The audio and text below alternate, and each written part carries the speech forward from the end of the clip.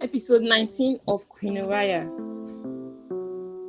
On the night before dawn, Quinariah, flanked by a few loyal guards, mounted a creaking cart and was escorted out of Ryst. The cold air beat at her skin as the sky clung stubbornly to the last shadows of night. Soon, they reached the cave, the same one she had once visited with blind sorcerer.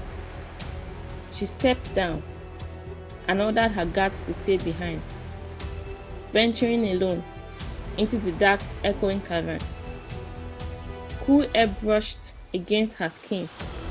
Shafts of pale light pierced the cracks in the stone, barely illuminating the cavern. Quinariah felt a twinge of tension as she walked, uncertain, yet determined. She was searching for the sorcerer her father had once forbidden in Ryst. But here I am, she thought, irony prickling her senses. She needed his sorcery at this unsettling time in Ryst. It was all she had. The blind sorcerer stood waiting, his presence steady and ancient. Quinariah approached and seated herself on a large stone. Queen of Ryst, what brings you to our forbidden court once again? His voice carried its usual weight. You know why I am here.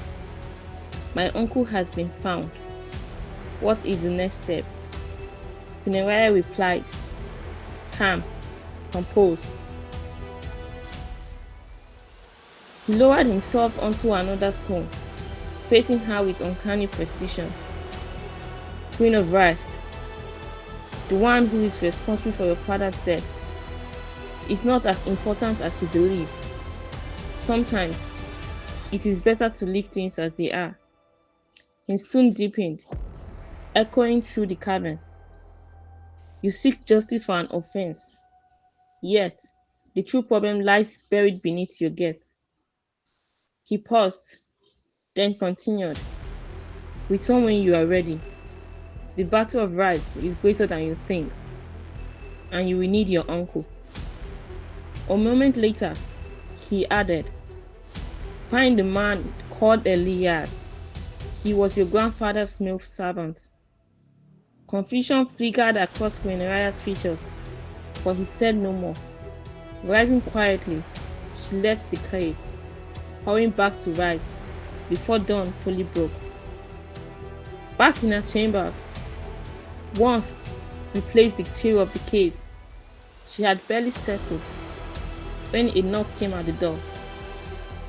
It's Bruce, a voice announced, her chosen prince.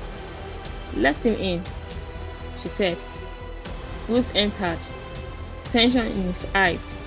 He bowed quickly. It's early, but I need to speak to you. This is the only chance I have. Quinariah gave a slow, attentive nod. Why am I here? Why did you choose me? He asked, his voice quiet but strained.